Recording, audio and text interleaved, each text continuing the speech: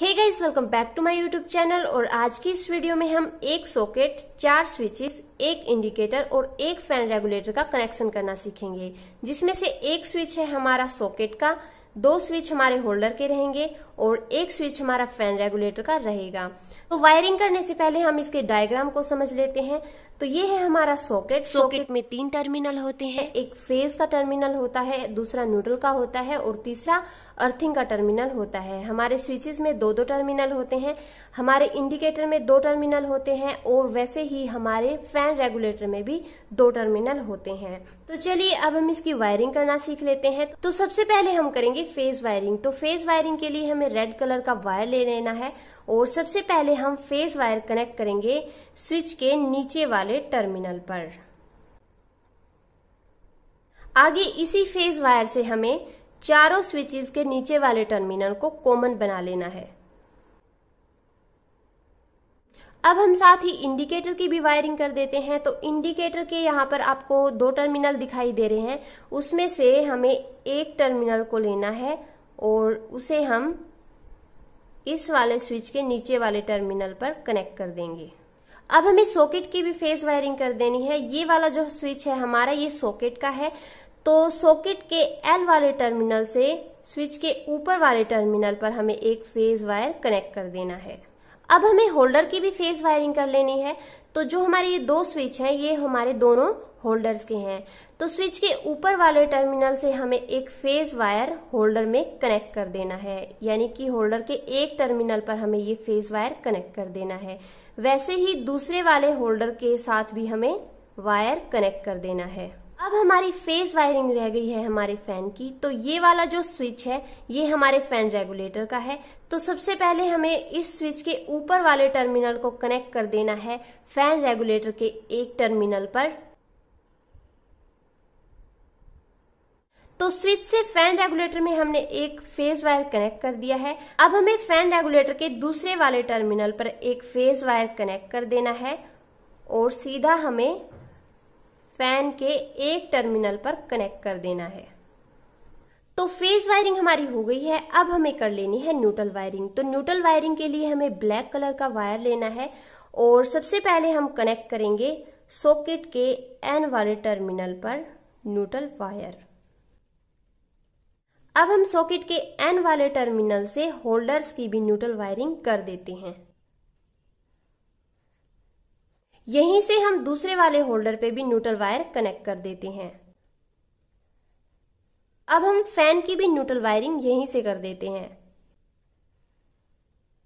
अब हमारी neutral wiring रह गई है हमारे इंडिकेटर की। तो इंडिकेटर में न्यूट्रल वायर कनेक्ट करने के लिए या तो आप यहीं से कनेक्ट कर सकते हैं या आप यहां से भी कनेक्ट कर सकते हैं। तो हम सॉकेट के N वाले टर्मिनल से ये न्यूट्रल वायर कनेक्ट कर देते हैं।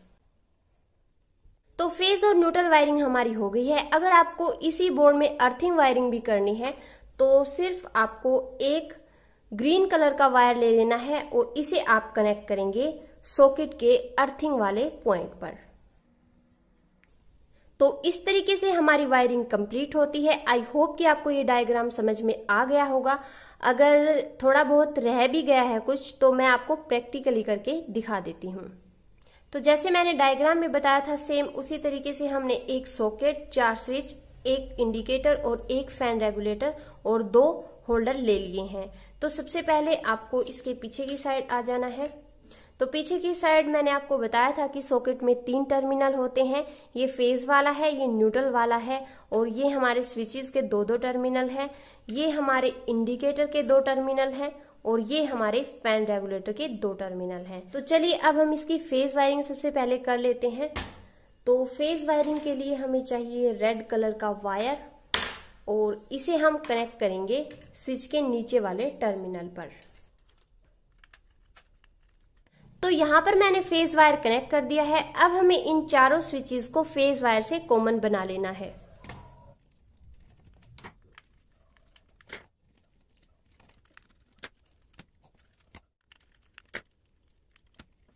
तो स्विचेस के नीचे वाले टर्मिनल को हमने कॉमन बना लिया है। अब हमें फेज वायरिंग करनी है हमारे इंडिकेटर की। तो इंडिकेटर का हमें एक वायर लेना है और हमें स्विच के नीचे वाले टर्मिनल पर कनेक्ट कर देना है। अब हम एक और फेज वायर ले लेते हैं और इसे हम कनेक्ट करेंगे सॉकेट के फेज वाले टर्मिनल से स्विच के ऊपर वाले टर्मिनल पर, क्योंकि ये वाला जो स्विच है इससे हमारा सॉकेट ऑपरेट होगा। अब हम होल्डर्स की भी फेज वायरिंग कर लेते हैं। तो इसके लिए हमें ये 2 फेज वायर ले लेने हैं और इन्हें हम कनेक्ट करेंगे इन 2 स्विचेस के ऊपर वाले टर्मिनल से होल्डर के एक एक टर्मिनल पर।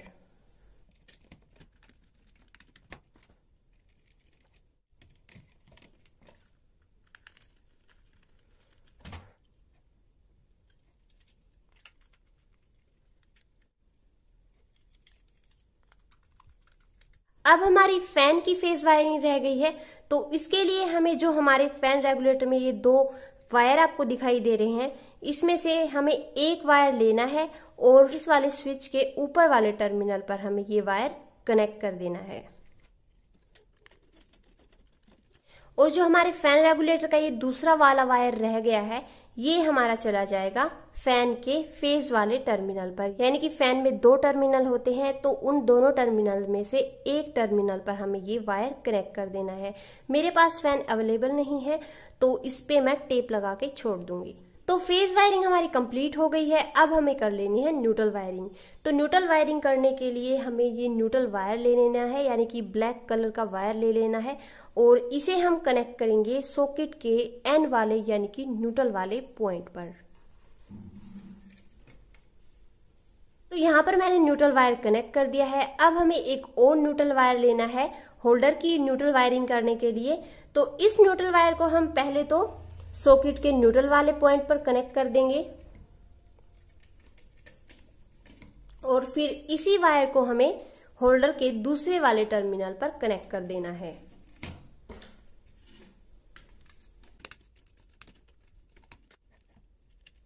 यहीं से हम दूसरे वाले होल्डर की भी न्यूट्रल वायरिंग कर देंगे। तो उसके लिए लेना है हमें एक और न्यूट्रल वायर और इसी पॉइंट पर हम ये न्यूट्रल वायर कनेक्ट कर देंगे दूसरे होल्डर के लिए।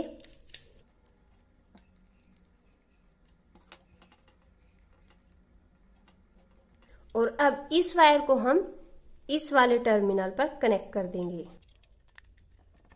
अब हमारी न्यूट्रल वायरिंग रह गई है हमारे इंडिकेटर की।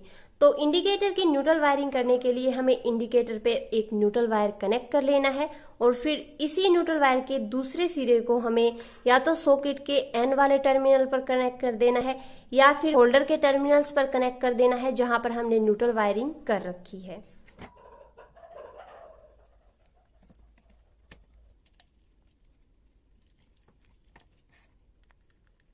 तो इतनी न्यूट्रल वायरिंग हमारी हो गई है। अब हमारी न्यूट्रल वायरिंग रह गई है हमारे फैन की।